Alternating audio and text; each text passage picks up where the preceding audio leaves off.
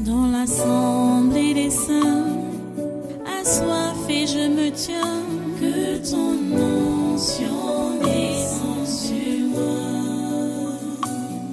Conscient que mon destin est dans le creux de ta main, que ton onction descende sur moi. Je suis disposé, assoiffé, que ton onction descende sur moi. Je suis disposé, assoiffé, que ton onction descende sur moi.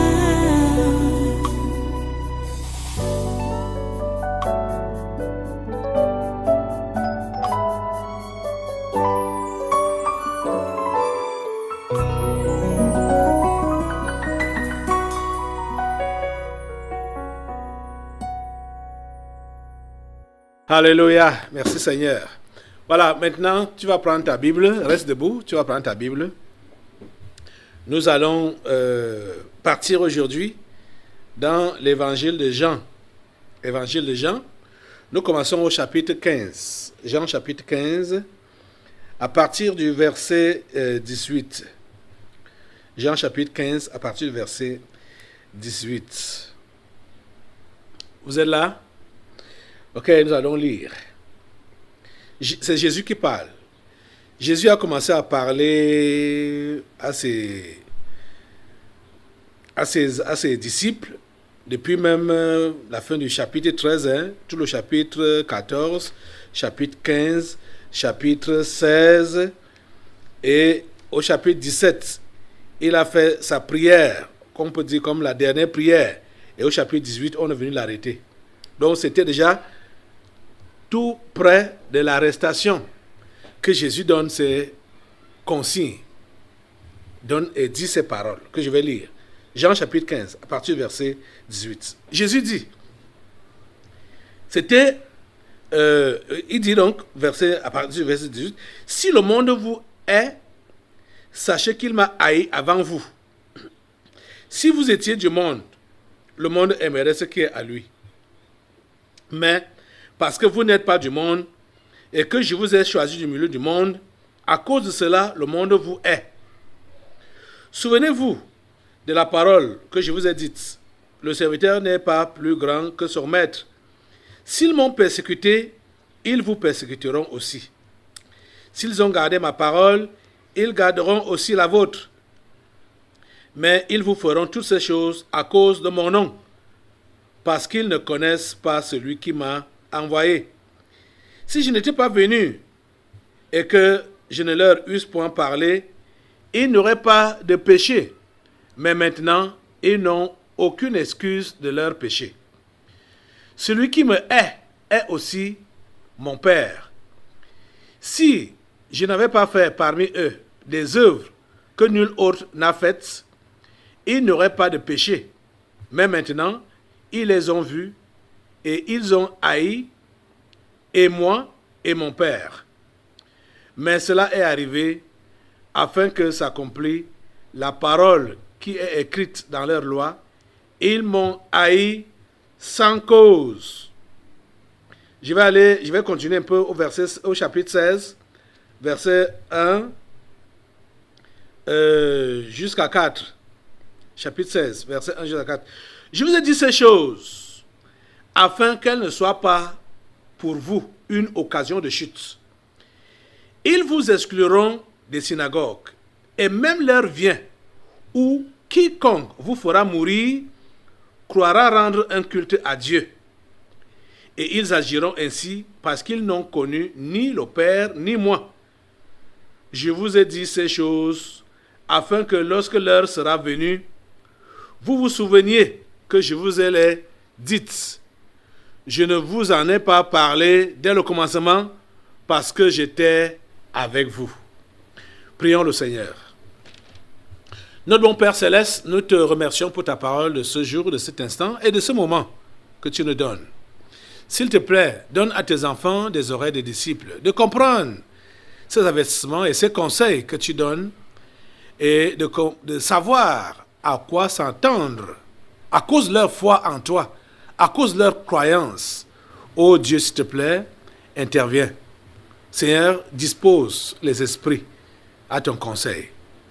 Partout où ce message est suivi, ici même au tabernacle de la liberté, et partout là-bas dans le monde, Seigneur, dans tous les pays, ou partout où ce message est suivi, permet que tes enfants puissent écouter ton conseil et puissent s'ajuster. À toi toute la gloire et tous les honneurs. Au nom puissant de Jésus, nous avons prié. Amen. Amen. Amen. Alléluia. Prenez place. Asseyez-vous dans sainte présence. Une fois de plus, soyez les bienvenus au tabernacle de la liberté. Soyez les bienvenus à ce conquête de surnaturel du 21 octobre 2021. Nous remercions Dieu pour la grâce qu'il nous donne de coopérer avec lui.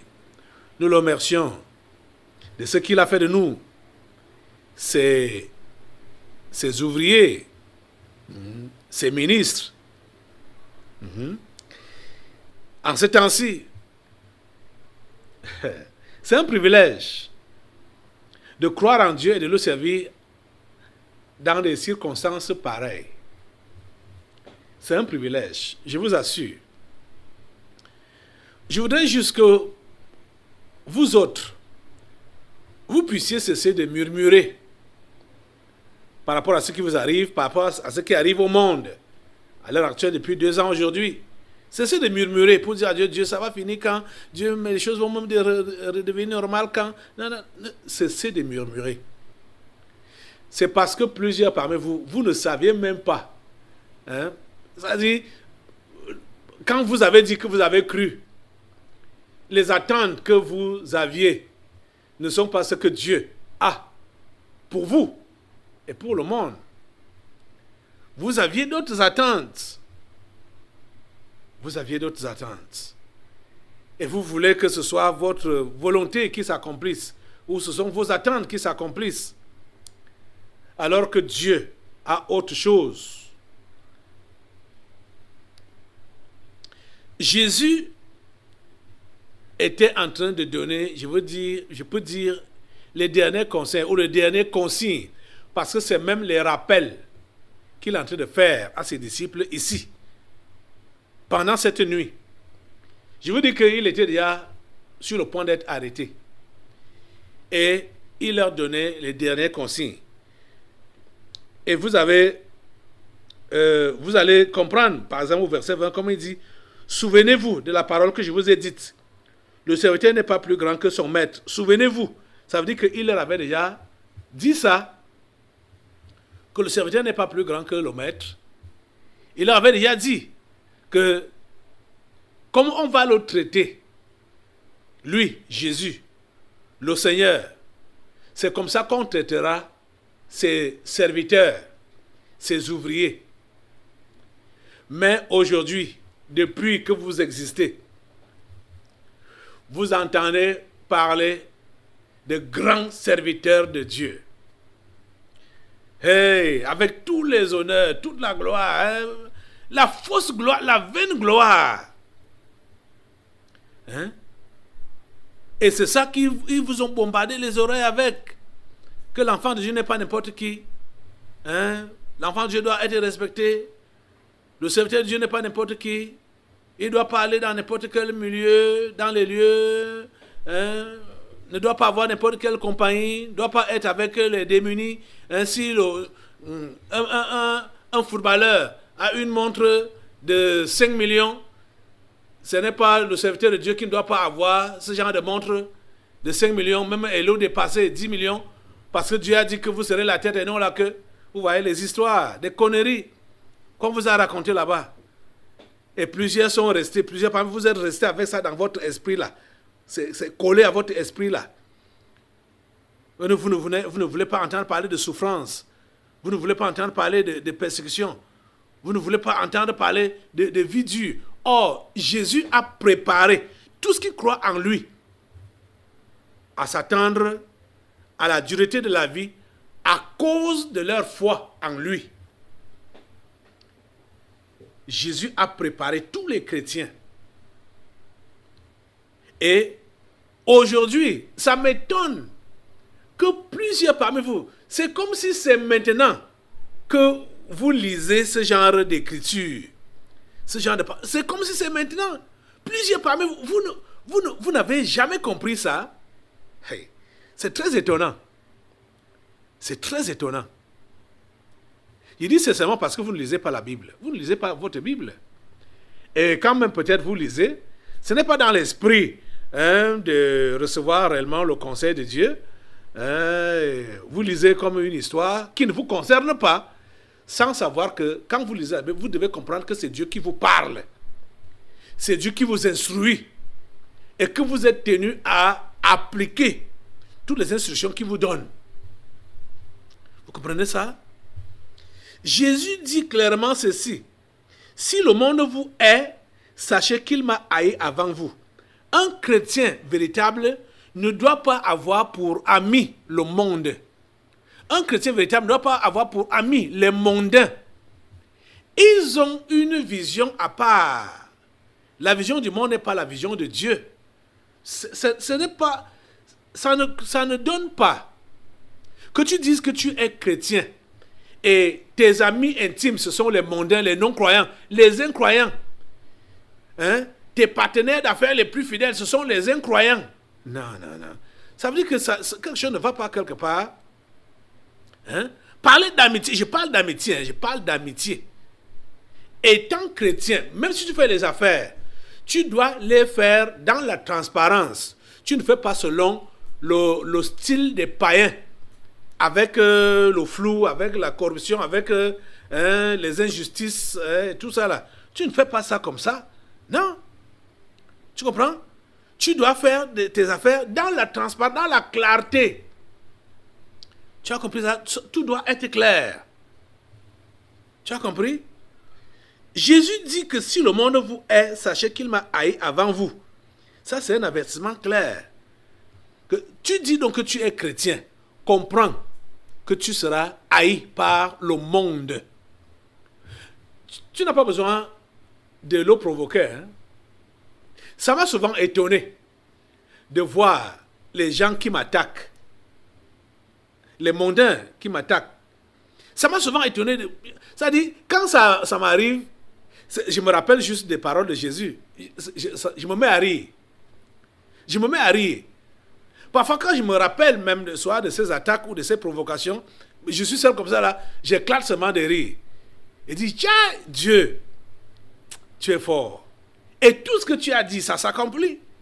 Parce que je ne comprends pas que tu n'as pas de problème avec quelqu'un. La personne te veut la mort coûte que vaille. Mais tu ne comprends. La personne veut ta destruction. Tu ne sais pas ce que vous avez ensemble. Vous ne vous connaissez même pas. Et qui est juste parce qu'ils ont vu la lumière.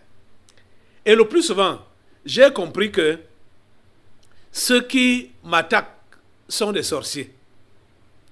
C'est des gens d'une haute nature, en vérité. Bon, et c'est vrai qu'ils font ça pour attirer les simples à ne pas s'approcher de moi ou à ne pas m'écouter. Parce qu'ils ne veulent pas. C'est la voie du ciel qu'ils veulent barrer aux simples. C'est pourquoi ils font comme ça. Parce que quelqu'un qui n'est pas compliqué ne peut pas se mettre à attaquer, à provoquer un inconnu sans problème, sans raison. C'est inadmissible. C'est inadmissible. Vous voyez ça? Jésus a dit ça. Si le monde vous hait, sachez qu'il m'a haï avant vous. Si vous étiez du monde, le monde aimerait ce qui est à lui. Vous voyez? Si vous étiez du monde, le monde aimerait ce qui est à lui. Pourquoi est-ce que tu aimerais être aimé par le monde? Pourquoi est-ce que tu aimerais être apprécié par le monde?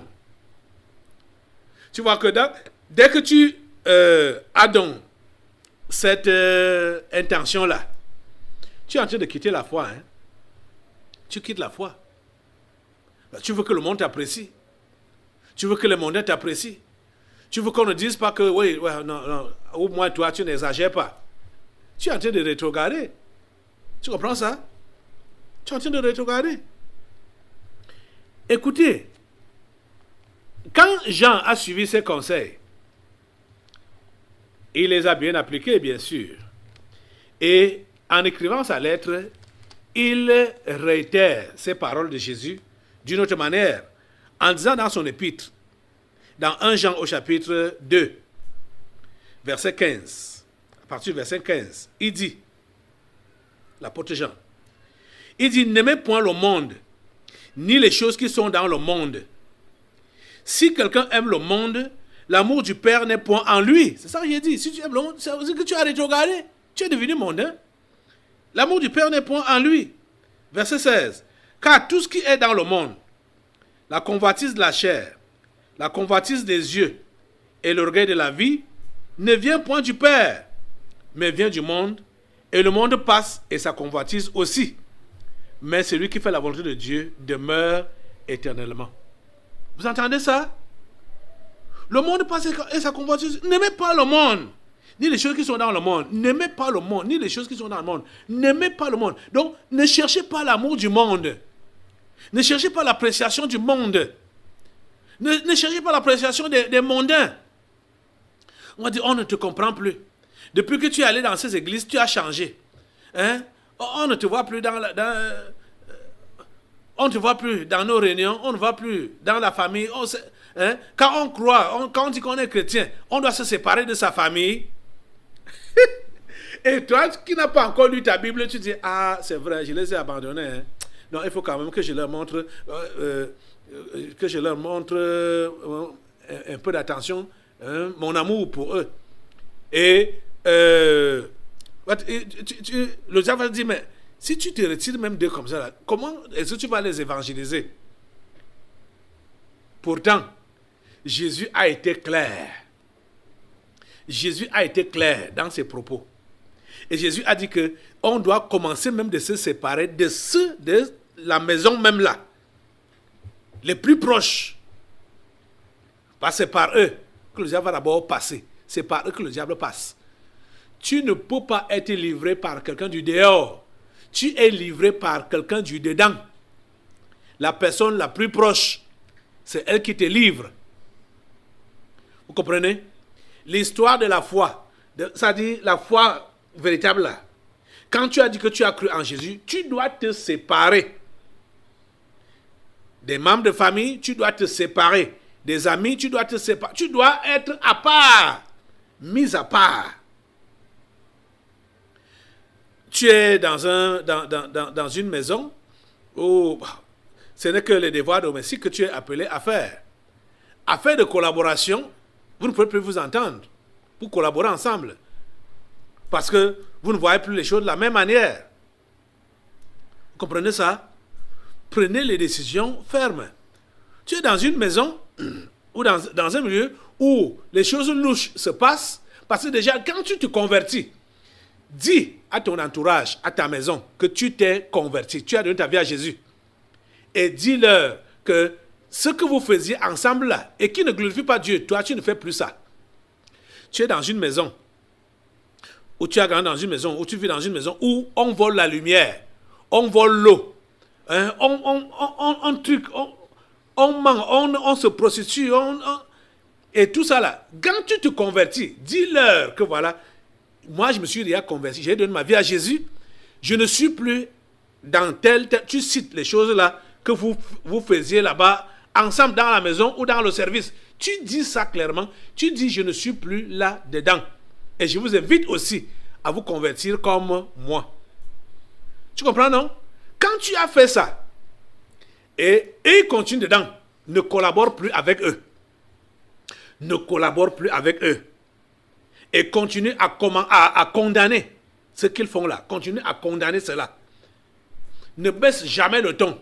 Et je te dis que ils vont continuer à essayer de voir si tu tiens toujours ferme en te proposant de faire le faux comme tu faisais auparavant avec eux.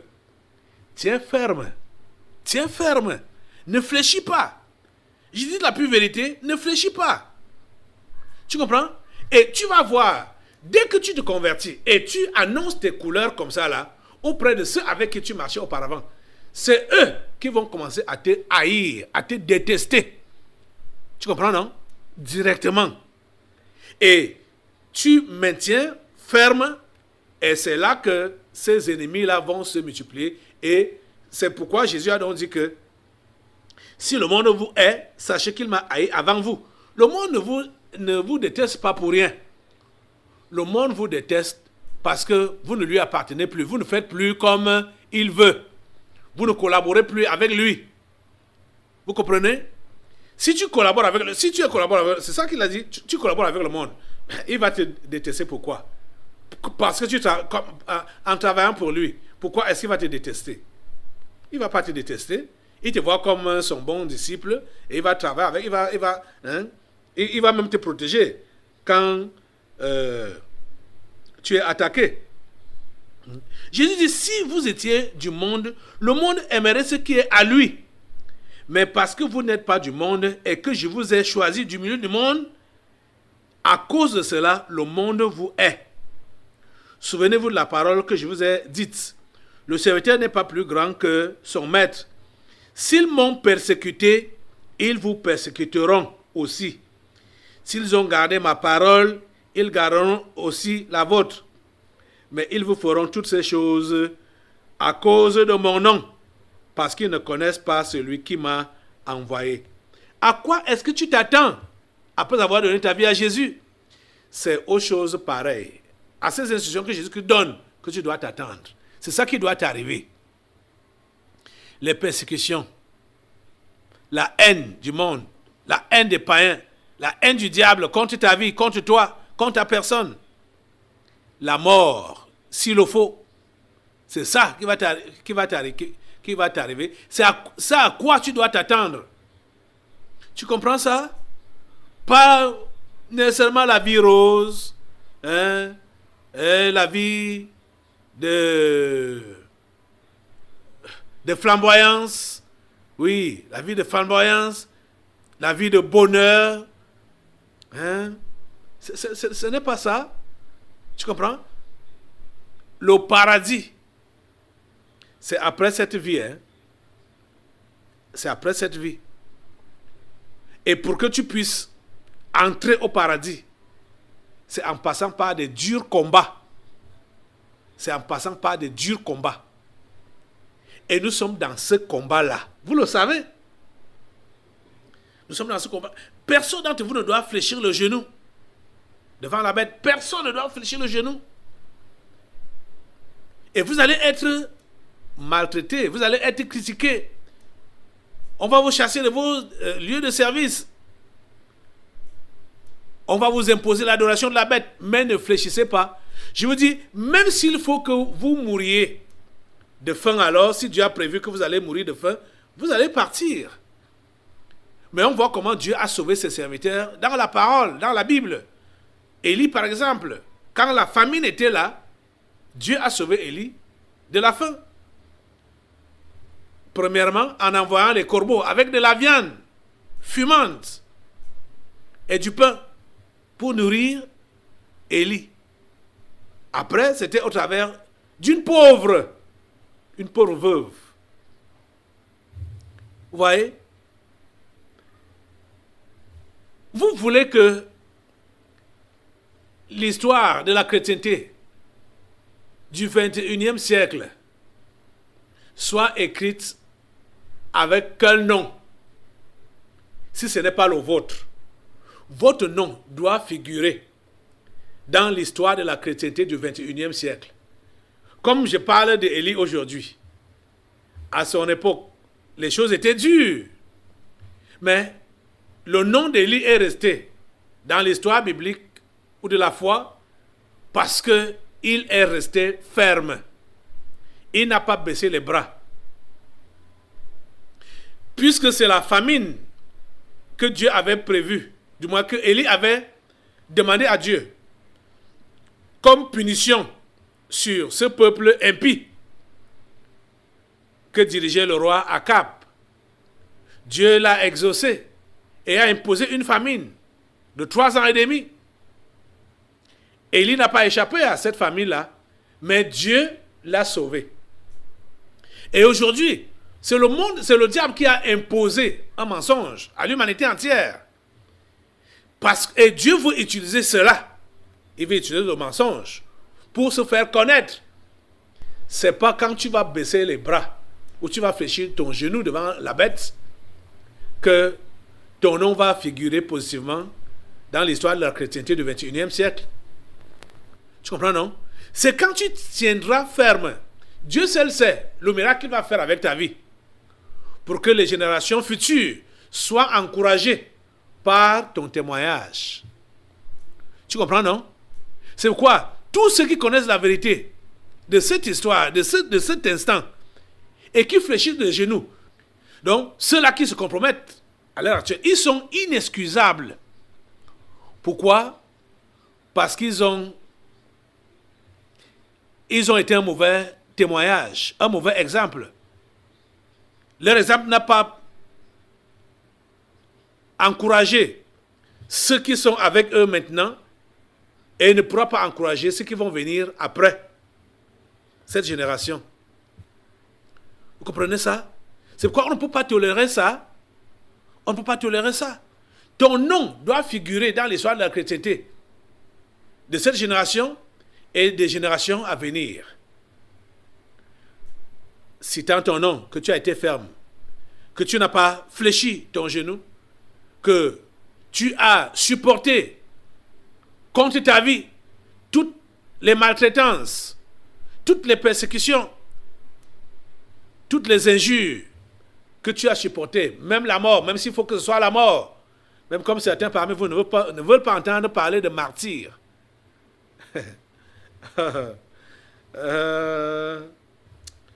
Je te dis la pure vérité, que ton nom doit figurer positivement dans l'histoire de la chrétienté du 21e siècle par rapport à ce réveil mondial que Dieu a déclenché depuis l'année passée. Nous sommes dans ce contexte. Nous sommes dans ce contexte. Ne pensez pas que ça se passait différemment de ce que nous sommes en train de vivre maintenant. Et Jésus avait déjà prévu que plusieurs même vont succomber. Et vous avez déjà des exemples de ceux-là qui ont succombé. Vous voyez? Ne soyez pas de ceux-là qui succombent. Soyez de ceux-là qui persévèrent. De ceux-là qui tiennent bon. Et de ceux-là qui sont un bon exemple pour leurs concitoyens, compatriotes et pour leur génération et pour les générations à venir. Vous comprenez ça? Jésus ne nous a pas laissés dans l'ignorance. Il nous a avisés. Il a enseigné. Il a parlé clairement, ouvertement. Quand il avait commencé avec ses disciples, il parlait souvent en parabole. Mais à l'approche de sa mort, il a commencé à parler ouvertement pour que nul n'en ignore. Dans l'assemblée des saints, assoiffé je me tiens, que ton onction descende sur moi. Conscient que mon destin est dans le creux de ta main, que ton onction descende sur moi. Je suis disposé